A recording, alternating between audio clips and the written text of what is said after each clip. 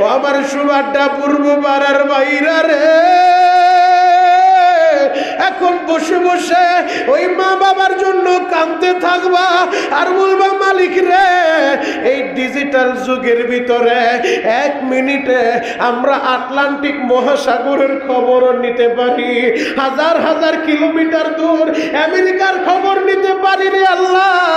1 মিনিটের ভিতরে বিশ্বের এক প্রান্তে থেকে আর এক প্রান্তর খবর আমরা নিতে পারি, কিন্তু বাড়ির পাশে বাঁশবাগানের নিচে 3.5 হাত মাটির ভিতরে যেই মায়ের শুয়েছি আজও পর্যন্ত খবর নিতে পারলাম না।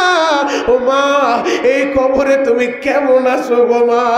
মা গো, শীতের সময় প্রচন্ড শীত পড়ে, কম্বল দিয়েও শীত মানাইতে পারি না, তোমার খবরে একটা বিছানাও দেই নাই রে মা, একটা বালিশও দেই নাই, একটা কম্বলও দেই নাই।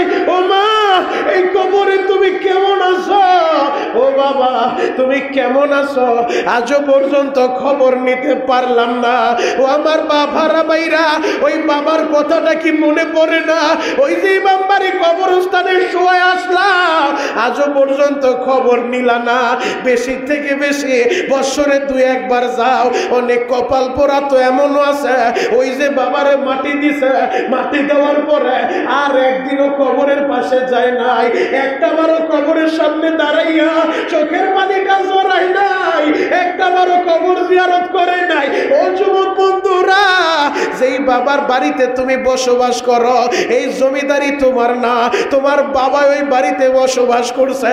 আজকে বাবা কবরে শুইয়া সন্তানের দিকে তাকাছে, এর সন্তান, আমার কষ্টের বাড়ি তোদের জন্য রেখে আসলাম, আমার সব কিছু তোদের জন্য রাইখাইলাম, 4 হাত পায়ে আমি কবরে আসলাম। ও সন্তান, আমাদের খবর নিলি না, ওই মা বাবার খবর কেমনে নিবা? চোখের পানি দিয়া মাওলার দরবারে দরখাস্ত দিবা, মাওলা হে, আমার মা বাবার কবর আপনি জান্নাতের বাগান বানান। আমি জানি না কার মা অসুস্থ, আমি জানি না কার মা হার্টের রোগী, ডায়াবেটিসের রোগী, কার মা ক্যান্সার আক্রান্ত হইয়া হাসপাতালের বেডে পড়ে আছে। এই যে নামাজের আগে একটা যুবক আমার রুমে যাইয়া মায়ের হাসপাতালে ভর্তি করছে, আমার কাছে হাতিয়া দিয়া চোখের পানি জড়ায়, বলে হুজুর মার জন্য একটু দোয়া কইরেন, হাসপাতালের বেডে পড়ে আছে। ও আমার যুবক ভাইরা, তোমাদের কার মা যেন অসুস্থ হইয়া বিছানায় পড়ে গেছে রে ভাই, কার বাবা যেন অসুস্থ হইয়া এখন আর মসজিদে আসতে পারে না, ঠিক মতো চলতে পারে না, ওই বাবার জন্য চোখের পানি দিয়া বলবো, আল্লাহ আজকের এই পবিত্র রজনীতে আমার বাবারে তুমি সুস্থ করো, আমার মায়েরে তুমি সুস্থ করো। যুবক রে, যেই দিন হারাইবা সারা দুনিয়া ঘুরলেও মার মতো একটা দরদি পাইবা না, পাইবা না। কয়েকদিন আগে মোবাইলের ভিতরে একটা ভিডিও দেখা আমি সহ্য করতে পারি নাই রে ভাই। আহারে, 4 বছরের একটা মেয়ে, ওর মার সাথে ওর বাবা অসুস্থ, হাসপাতালে গেছে। ওই হাসপাতালে যাইয়া বাবাই তো দুনিয়া থেকে বিদায় নিয়ে চইলা গেছে, বাবার লাশটা হসপিটালের বেডের ভিতরে রাইখা 4 বছরের মেয়েটারে বাবার লাশের পাশে বসাইয়া ওর মা গেছে অ্যাম্বুলেন্স ভাড়া করার জন্য, কারণ তার স্বামীর লাশটা বাড়ি আনতে হবে। আহারে, ওই 4 বছরের মেয়েটা বাবার লাশের পাশে বইসা পোপায় পোপায় কান্দে, মাঝে মধ্যে ওইটা বাবার ধাক্কা মারে, ও বাবা তুমি দি চোখটা খুলো না, ও বাবা তুমি কি বাড়ি যাইবা না, তুমি দি কথা বলো না। ওই 4 বছরের মেয়েটা তো জানে না রে ভাই, এই বাবা আর কোনোদিন চোখটা খুলবো না, আর কোনোদিন এই মেয়েটারে কোলে নিব না। ও যুবক বন্ধুরা, কার জন্য পাগল হইলা রে ভাই?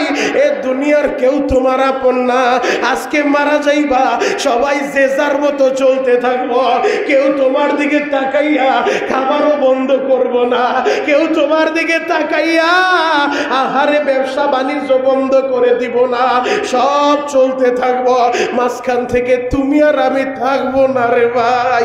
আল্লাহর জন্য কেউ নত হলে তার সম্মান বাড়ায় দেয় কে? আল্লাহ। আর যদি কেউ অহংকারী হয়, অহংকারকে আল্লাহ পছন্দ করে না, অহংকারীকে আল্লাহ ভালোবাসে না, অহংকারীকে নবীও পছন্দ করে না। অহংকার এটা আল্লাহর শান, অহংকার আল্লাহর পক্ষেই মানায়, দুনিয়ার মানুষের পক্ষে অহংকার মানায় না, মানায় না। কারণ আমরা সব ফকিরনি, আমরা সব ফকিরের দল, ধনী হলেন একজন, তিনি কে? আরো জোরে বলেন, তিনি কে? ফকিরনি যদি সে অহংকার দেখায় তাহলে এটা তো শানের সাথে যায় না। এই দুনিয়ার সব মানুষ আমরা সবাই গরিব, আল্লাহ বলছে, আমি বলি নাই। আল্লাহর কাছে জিজ্ঞেস করেন কেন আল্লাহ বলছে আমরা সবাই ফকিরনি, আমরা সবাই গরিব, ধনী একজনই, তিনি কে? আল্লাহ হলেন ধনী। এজন্য অহংকার করা তার শানেই যায়, আল্লাহ ছাড়া অহংকার আর কারোর সামনে যায় না। অহংকার হলো আল্লাহর চাদর, এ চাদর নিয়ে টানা হেসরা করা যাবে না। এজন্য আপনি আপনার ভাইয়ের সাথে কথা বলবেন, বলতে পারেন হুজুর সে আমার সাথে রাগ করছে, দোষ সব তার, আমার কোনো দোষ নাই, সে নিজের বন্ধন ছিন্ন করছে, আমার সাথে কথা বলে না। অন্তত আপনি নিজের থেকে কথা বলেন, আপনি নত হয়ে যান, আপনি ছোট হয়ে যান। আপনি নত হইলে আপনার সম্মান করবে না, আল্লাহর জন্য নত হয়েছেন, দুনিয়ার কোনো উদ্দেশ্য না, আল্লাহকে ভালোবাসা। আল্লাহ নবী বলছে মান তাওয়াযা লিল্লাহ ফাকাদ রাফাহুল্লাহ, আল্লাহর জন্য নত হবে যে আল্লাহ সম্মান তার বাড়ায় দিব। নবীর কথা মানতে যা, আল্লাহর কথা মানতে যা, আপনি নত হন, আপনি ছোট হন, আপনার শান আল্লাহ মর্যাদা বাড়ায় দিব। সুবহানাল্লাহ। তাহলে আজকের এই রজনীতে মুশরিকদেরকেও ক্ষমা করবে না, মুসাহিদ পরনিন্দাকারী হিংসুকদের ক্ষমা করবে না, আত্মীয়তার বন্ধন ছিন্নকারী ক্ষমা করবে না। 4 নম্বর, যারা মা বাবার অবাধ্য সন্তান, মা বাবার মনে কষ্ট দেয়, মা বাবার মনে আঘাত দেয়, মা বাবার সাথে যোগাযোগ রাখে না, মা বাবা অসুস্থ হইলেও এক পাতা ঔষধটা পর্যন্ত কিনে দেয় না, এমন আল্লাহর ওলি মনে হয় আমাদের এই সুবারটাতে নাই, আছে না নাই? এখানে তো নাই, এখানে সব আল্লাহর ওলিদের বসবাস। তবে বিভিন্ন জায়গায় আমরা যাই, আমরা দেখি আল্লাহ পাকের এমন বান্দারা আছে, এমন হতভাগা সন্তানও আছে যারা নিজের হাতে মারে মারে, বাবারে মারে, অথচ এই মা যে ওর জান্নাত, এই বাবা যে ওর জান্নাত, ওর খবর নাই, খবর নাই। নবীজি বলছে হুমা জান্নাতুকা ওয়া নারুকা, যুবক রে তোমার মা বাবাই তোমার জান্নাত, তোমার মা বাবাই তোমার জাহান্নাম। যেই মা বাবা জান্নাত, আবার সেই মা বাবা জাহান্নাম। কারণ হলো যেই সন্তানের প্রতি মা বাবা খুশি, ওই সন্তানের প্রতি আল্লাহ খুশি, ওই সন্তান মা বাবার জান্নাত। আর যেই সন্তানের প্রতি মা বাবা নারাজ, ওই সন্তানের প্রতি আল্লাহও নারাজ, ওই সন্তানই মা বাবার সন্তান, মা বাবা তার জাহান্নাম, নবীর কথা অনুযায়ী। এই জন্য যুবক ভাই, আমি তোমাদের পায়ে হাত রেখে বলে যাব, আজকে শবে বরাত আল্লাহ বাঁচায় রাখলে হয়তো নামাজ পড়বা, দোয়া করবা, চোখের পানি ঝরাইবা, তবে মসজিদে আইসা লাভ নাই। মার মনে কষ্ট দিয়া মসজিদে আসার দরকার নাই। মসজিদে আসার আগে অন্তত জুমার নামাজের পরে বাড়িতে যায়া আগে মার হাতটা ধরে একটা চুমু খাইবা আর বলবা মা তুমি আমারে মাফ না করলে শবে বরাতে আল্লাহ বলে আমারে মাফ করবো না। ও মা তুমি আমারে ক্ষমা না করলে আমার আল্লাহ বলে ক্ষমা করবো না। মাগো দেও না আমারে মাফ কইরা। দেখবা ভাই এই কথাটা বলতে দেরি তোমার মা চোখের পানি ছাইরা তোমার জন্য দোয়া দিতে দেরি করবো না। কথা বলেন ঠিক? এর নাম হলো মা। কি বুঝবা মায়ের ব্যথা? কি বুঝবা? একটা মা জানে সন্তান কি জিনিস। সন্তানের চেহারার দিকে তাকাইলে দুঃখের কথা ভুইলা যায়, সন্তানের চেহারা দেখলে কষ্টের কথা ভুইলা যায়। 10 মাস 10 দিন যে মা সন্তানরে গর্ভে ধারণ করছে, এই 10 মাস 10 দিনের ভিতরে কতবার তুমি মায়ের কলিজা আঘাত করছো তোমার খবর আছে? কতবার কলিজাটার ভিতরে লাথি মারছো তোমার খবর আছে? এই ব্যথা সহ্য করার ক্ষমতা পৃথিবীর কোন বাবার আল্লাহ দেয় নাই। এজন্যই নবীর কাছে সাহাবী আয়েশা প্রশ্ন করছে, নবীজি আল্লাহর পরে যদি কাউকে সম্মান করি সে কে? বলে তোমার মা। আল্লাহর পরে মা বাবার খেদমত করব, তারপরে কার? বলে তোমার মা। নবীজি মার কথা তো বললেন, তারপরে কার? বলে তোমার মা। 3 বার নবী মার কথা বলছে। 4th বারের সময় সান্ত্বনা পুরস্কার বাবারে দিছে। 4th বারের সময় নবীজি বলে তোমার বাবা। তার মানে বোঝা যায় প্রথম, দ্বিতীয়, তৃতীয় 3 ধাপ পুরস্কার আর নবীজি মার কথাই বলছে। 4th ধাপ যেটা সান্ত্বনা পুরস্কার সেটা দিছে বাবারে, যে তোমার বাবা, তার মানে মায়ের দাম কত, তুমি কেমনে ওই মায়ের কষ্ট দাও, কেমনে সন্তানগুলা আজকে ওই মায়ের গায়ে হাত উঠায়, আজকে ওই বাবার গায়ে হাত উঠায়। এ সমাজে বহু যুবক নেশা কইরা আজকে এমন ধ্বংসের দান প্রান্তে চলে গেছে, মা বাবারও মারতে দেরি করে না, মুরব্বীদেরকে তো সম্মান নাই বললেই চলে, মুরব্বীদেরকেও সম্মান করে না, আজকে মা বাবার গায়ে হাত উঠায়। বাস্তব একটা কথা বলি, জানুয়ারি মাসে আমার প্রোগ্রাম ছিল কিশোরগঞ্জ। আমি যখন বয়ান করতে গেছি, আমি তো বেশিরভাগই প্রতিদিন বয়ানের শেষে অন্তত যুবকদেরকে বলে দেই, যুবক বাড়িতে যায় মার কাছে মাপটা চায় নিও, আপনাদের দুয়ার বরকতে। এমন বহু যুবক আজকে নেশা ছাইরা, ইয়ামা ছাইরা নামাজের পথে আসছে, মুখের ভিতরে নবীর সুন্নাত দাড়িগুলো উঠছে। বহু যুবক কল্পনাও করতে পারবে না। এটা আল্লাহ পাকের খাস দয়া, আপনাদের দোয়া মুহতারাম হাজিরিন। তা আমি তো বয়ান করছি, বাড়িতে যায় মার কাছে মাপ চাইও, এই কথা বললে আমি তো বয়ান শেষ কইরা গাড়িতে উঠবো, হঠাৎ করে মোটা তাজা সুঠাম দেহের অধিকারী একজন কালো যুবক দৌড়ে আসছে, আইসে আমার হাতটা তার বুকের সাথে চাইপা ধরে চোখের পানি ছেড়ে দিছে, বলে হুজুর আপনি বললেন বাড়িতে যায় মার কাছে মাপ চাইতে, আমার তো মা বাইচা নাই, আমি কার কাছে মাপ চাবো? আর আমার মতো এমন জঘন্য ছেলে মনে হয় পৃথিবীতে কেউ নাই। আমি বললাম এমনটা তোমার কেন মনে হয়? তখন ওই যুবক বলে, হুজুর আমি একটা সময় নেশা করতাম, আমি নেশার থেকে ফিরানোর জন্য আমার মা অনেক আমারে বুঝাইছে, কিন্তু মায়ের কথা আমার কাজে লাগে নাই। মাঝে মধ্যে টাকা থাকতো না, নেশার টাকার জন্য মার গলা চাইপা ধরতাম, এই হাত দিয়া বহুবার মায়েরে আমি মারছি। হুজুর আজকে মা নাই, মা হারাইছি, এখন বুঝি আমার মা আমার জন্য কি ছিল। কিন্তু হুজুর আপনি তো মাপ চাইতে বললেন, আমার কি উপায় হবে? আমি বললাম যেই ছেলে হয়ে তুমি মায়ের গলা চাইপা ধরো, মায়েরে মারো, তোমার মতো হতভাগা আসলেই পৃথিবীতে কেউ নাই। তুমি এক কাজ করবা, মার কবরের সামনে দাঁড়ায়া চোখের গরম পানিটা ছেড়ে দিবা আর বলবা রব্বির হামহুমা কামা রাব্বায়ানি সগীরা। সন্তানের চোখের পানি আমার আল্লাহ মা বাবার জন্য ডাইরেক্ট কবুল করে নেয়। আর বলবা আল্লাহ আমার মায়েরে তুমি মাইরো না। যদি আল্লাহ তোমার মারে মাফ করে দেয়, আশা করা যায় তোমারও মাফ করতে পারে, নয়তো আর তো কোনো রাস্তা আমি দেখি না। ও যুবক ভাইরা, আমি তোমাদের পায়ে হাত রেখে বলে যাই, সবে বরাতে আল্লাহ সবাইরে মাফ করলো, মুশরিকরে মাফ করবো না, অর্নিন্দাকারীরে মাফ করবো না, আত্মীয়তার বন্ধন ছিন্নকারীকে মাফ করবো না, মা বাবার অবাধ্য সন্তানকে আল্লাহ মাফ করবো না। এজন্য জুমার নামাজের পরে যায় আগে মার হাত ধরে মার কাছে তোমরা ক্ষমা চায় নিবা। যুবক ভাই, অনেকের কলিজার ভিতরে আগুন লেগে গেছে, হুজুর মার কাছে মাপ চাইতে বলেন, মা তো আমার দুনিয়ায় বাইচা নাই। গত শবে বরাতেও ছিল, এবছর শবে বরাত আসলো কিন্তু মা নাই। গত বছর রমজানেও বাবা ছিল, একসাথে ইফতার করছি, কিন্তু এবছর রমজান আসতেছে আমার বাবা দুনিয়ায় বাইচা নাই। 5 বছর হয়ে গেল বাবার চেহারাটা দেখি না, 5 বছর হয়ে গেল বাবার সাথে একসাথে ইফতার করতে পারি না। আগে একটা সময় বাবার হাত ধইরা মসজিদে আসতাম, শবে বরাতে বাবায় মসজিদে আসলে আমারও মসজিদে নিয়ে আসতো। এখন আর বাবা নাই, বাবার খবরটাও নিতে পারি না। চোখের পানি জড়ায় জড়াই বাবার জন্য কাঁদবেন।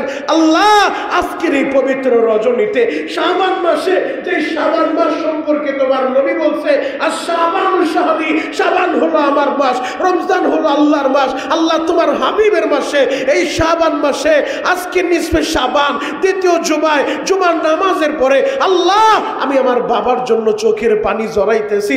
আল্লাহ মসজিদে বৈশা বাবার জন্য দোয়া করি, আল্লাহ আমার বাবারে তুমি মাফ করে দাও। সন্তানের চোখের পানি আল্লাহ ডাইরেক্ট কবুল করবে, আল্লাহ তার মা বাবারে মাফ করবে ইনশাআল্লাহ। নবীজি মা বাবার ফজিলত কতভাবে বয়ান করছে জানো? কারণ আমার নবী তো ছিলেন এতিম। আমার নবী জানে এতিমের মনে কত জ্বালা, কত জ্বালা। যাদের মা আছে বাপ আছে তারা হয়তো বুঝবেন না, যাদের নাই তাদের কাছে জিজ্ঞেস কইরা দেখেন, তাদের পাশে বৈশা একটু মা বাবার জন্য তাদের কাছে জিজ্ঞেস করবেন, দেখবেন কলিজাটা ফাইটা যায় এই মার জন্য, বাবার জন্য। আমার নবী বলছে, তোমার মা যেই সন্তান মার দিকে বাবার দিকে ভালোবাসার নজর দিয়া, নেক নজর দিয়া একটা বার তাকাইতে দেরি, আমার আল্লাহ তার আমল নামায় একটা কবুল হজের সওয়াব দিতে দেরি করে। আর জোরে বলেন, এ যুবক ভাইরা, হাজী সাহেব বাবাজিরা ডানে বামে নজর নাই, এক নজরে তাকায় থাকেন গো বাবা। কোন সন্তান যদি ভালোবাসার নজরে, নেক নজরে তার মা বাবার দিকে তাকায়, আল্লাহর নবী জানায় দেয় ওই সন্তান ভালোবাসার নজরটা দিয়া, নেক নজরটা দিয়া মার দিকে তাকাইতে দেরি, আল্লাহ কবুল হজের সওয়াব দিতে দেরি করে না। নবীর এক সাহাবী আমার নবীর কাছে প্রশ্ন করলো, নবীজি মা বাবার সাথে তো থাকি, একই ছাদের নিচে বসবাস করি, একই পাতিলে রান্না হয়, একই পাতিলের খাবার খাই, ওগো আল্লাহর নবী, যদি আমি আমার মা বাবার দিকে ভালোবাসার নজরটা দিয়া, নেক নজরটা দিয়া প্রতিদিন 100 বার তাকাই তাহলে কি হবে? আমার নবী জানায় দেয়, ও আমার সাহাবীরা, কোন সন্তান যদি নিজের মা বাবার দিকে প্রতিদিন 100 বার ভালোবাসার নজরটা দিয়া, নেক নজরটা দিয়া তাকায়, আমার আল্লাহ প্রতিদিন 100 হজের সওয়াব সন্তানের আমল নামায় দিয়া দেয়। আরো জোরে বলেন। যাদের মা আছে, আপনার জান্নাতটা ঘরে আছে, আপনার হজের সওয়াব নেওয়ার সুযোগ আছে। আর যার মা নাই রে ভাই, তার ওই জান্নাতটার ঘরে নাই, তার ওই হজের সওয়াব নেওয়ার সুযোগটা তার আর নাই। আহারে, যে মা এত কষ্ট করলো সন্তানের লাইগা, আমার নবী কেনই মা বাবার ফজিলত বেশি বলছে জানো? আমার নবী তো জানে বাপ হারার কি ব্যথা। কারণ যে নবী দুনিয়া এসে কোনদিন বাবার চেহারাটা দেখে নাই, কোনদিন বাবার কোলে উঠতে পারে নাই, কোনদিন বাবার বাবা বলে একটা ডাক দিতে পারে নাই, সে নবী জানে বাপ কি জিনিস রে ভাই।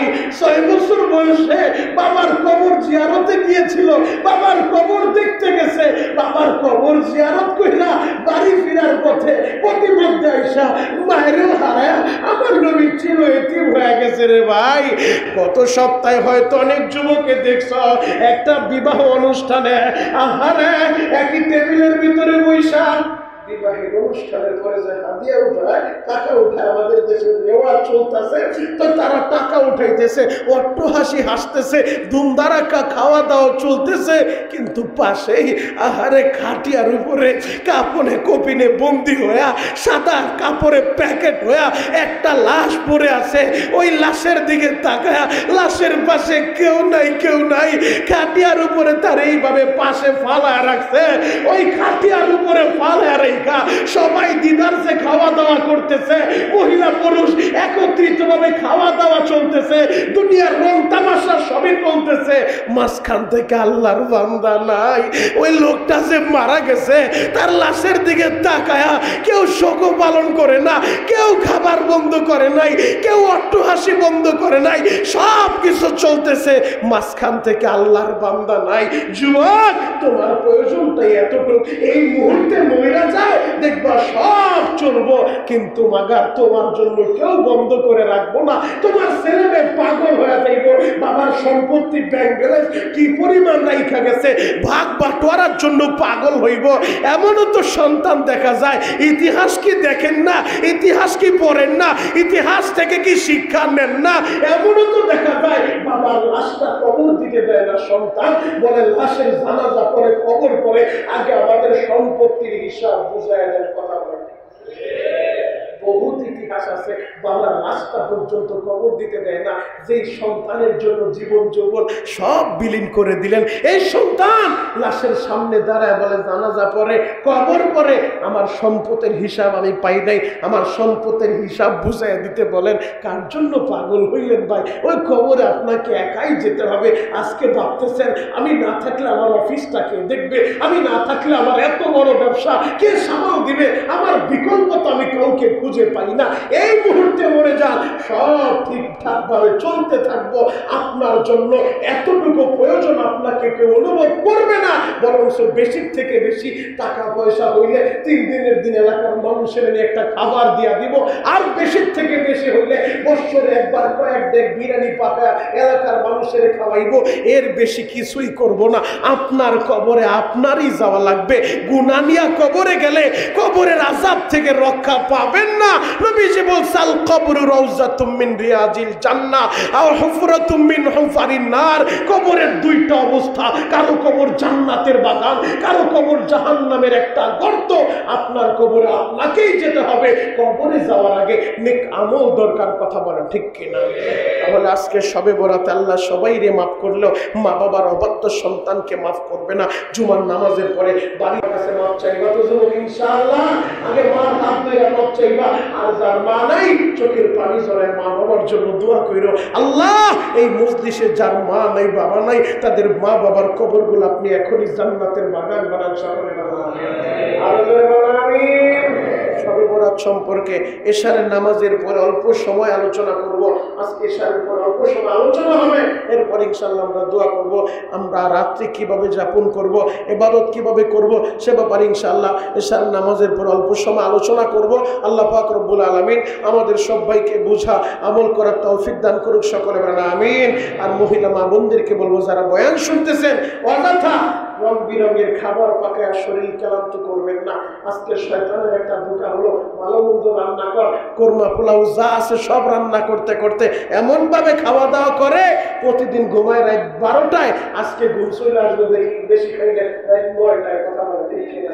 এজন্য খাবার দাবার কম, বেশি দরকার নাই। 2-1 পদের ভর্তা ডাল চালাইয়া দিবেন ইনশাআল্লাহ, অথবা কোনো মতে খাবার খায়া আর চা খায় যে আজকে ইবাদত করব, ঘরের ভিতরে ইবাদত করব। ইবাদতের জন্য সবাই মসজিদে আসতে হবে না, যার যার ঘরটাই নফল ইবাদতের জন্য উত্তম। তবে ঘরে সেই পরিবেশ না থাকলে মসজিদে এসে ইবাদত করতে পারেন। এর জন্য আমভাবে জমা হওয়া 10-20 জন বন্ধু একত্রিত কইরা এভাবে ইবাদত হয় না। এভাবে বরং আড্ডার মাঝে শয়তান ধোঁকা দিয়া সময়টা পার করে দেয়। এজন্য আল্লাহর কাছে খাটি দিলে তওবা করবেন। আর মা বোনদেরকে আমি বলবো যারা বয়ান শুনতেছেন অযথা রান্না বান্নার দরকার নাই। স্বাভাবিকভাবে আমরা প্রতিদিন যেভাবে খাওয়া দাওয়া করি ওইভাবেই চলবে। আল্লাহ আমাদের বোঝার তৌফিক দান করুক। সকলে বলেন আমিন। ওই হালুয়া রুটি এগুলোর জন্য শবে বরাতে কোনো শর্ত নাই। হ্যাঁ, রুটি আপনি চাইলে ব্যক্তিগতভাবে প্রতিদিন রাতে খান, আপনার রাতের একটা রুটি, রাতের বেলা তো হুজুর ভাত খাই না, আপনি রান্না করতে পারেন, রুটি খাইতে পারেন। কিন্তু হালুয়া রুটি শবে বরাত কেন্দ্র করে বানানোর যদি আপনার মাকসাদ হয় তাহলে আপনি গুনাহগার হবেন। কারণ হালুয়া রুটির কথা ইসলামের ভিতরে নাই, শবে বরাতকে কেন্দ্র করে হালুয়া রুটির আমল নাই। আপনি প্রতিদিন রুটি খান, সেই অনুযায়ী আপনি বানাইলে খাইলে খান, এতে অসুবিধা নাই। কিন্তু এটা ইবাদত, হালুয়া রুটি না বানাইলে আমি ইবাদত থেকে বঞ্চিত হইলাম এমন ধারণা করা যাবে না। এগুলা গুনাহের কাজ, এটা সওয়াবের নিয়তে করলে আপনার গুনাহ হবে। আল্লাহ আমাদের হেফাজত করুক। সকলে বলেন আমিন। আরো জোরে বলেন আমিন।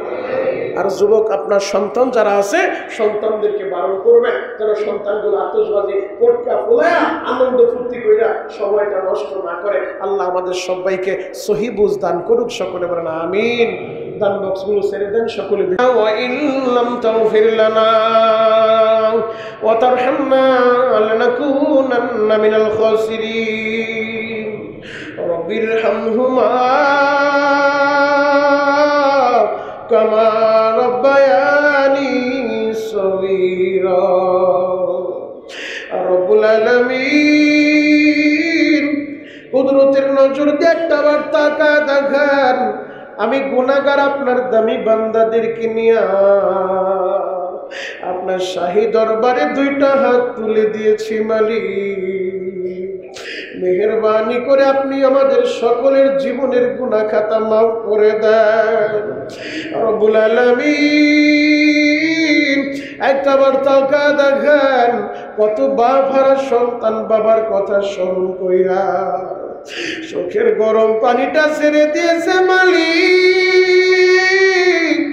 কত মা হারা সন্তান মার কথা স্মরণ কইরা চোখের গরম পানি ছেড়ে দিছে রে আল্লাহ।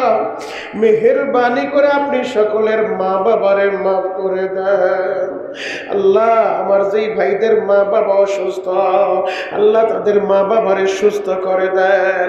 অনেকের সন্তান অসুস্থ, স্ত্রী অসুস্থ, সুস্থ করে দেন আল্লাহ। আল্লাহ খাস করে আপনি আমাদের সবাইকে কবুল করে নেন আল্লাহ। আমাদের জুমার নামাজকে কবুল করে নেন আল্লাহ। আমাদের নফল ইবাদতকে কবুল করে নেন আল্লাহ। আমাদের হায়াত লম্বা কইরা রমজান পর্যন্ত পৌঁছায়া দেন আল্লাহ। রমজান রমজানের বরকত ফজিলত আমাদেরকে নসিব করেন আল্লাহ। খাস করে রমজানের রোজাগুলো যেন সঠিকভাবে রাখতে পারি, কবুল করে নেন। আমাদের সবাইকে পেরেশানি মুক্ত জীবন দান করেন আল্লাহ। সমস্ত রকম ধোঁকা থেকে আমাদেরকে হিফাজত করেন আল্লাহ। শয়তানের ওয়াসওয়াসা থেকে আমাদেরকে হিফাজত করেন আল্লাহ। খাস করে আমাদের সবাইকে সুস্থতার মতো নিয়ামত আপনি দান করেন আল্লাহ। আল্লাহ খাস করে আমাদের দানগুলাকে আপনি কবুল করেন। প্রতি জুমার দিন আপনার যে বান্দারা মসজিদে দান করে এদের দানের খবর শোনার মদিনায় পৌঁছায় দেন আল্লাহ। এই দানের উসিলা আমার ভাইদের ব্যবসা বাণিজ্যে বরকত দিয়া দেন। এই দানের উসিলা আমার ভাইদের মনের নেক আশা পুরা করে দেন। এই দানের উসিলা আমার ভাইদের সন্তানগুলারে কবুল করে নেন আল্লাহ। অনেক ভাইয়ের মনে কষ্ট, সন্তান কথা শুনে না, সন্তান নেশাখোর হয়ে গেছে আল্লাহ। ওই সন্তানটা আপনি সহি বুঝ দিয়া দেন আল্লাহ। প্রতিটা সন্তানকে মা বাবার আদর্শ সন্তান বানায় দেন আল্লাহ। প্রতিটা সন্তানকে মা বাবার চক্ষু শীতলকারী সন্তান বানায় দেন আল্লাহ।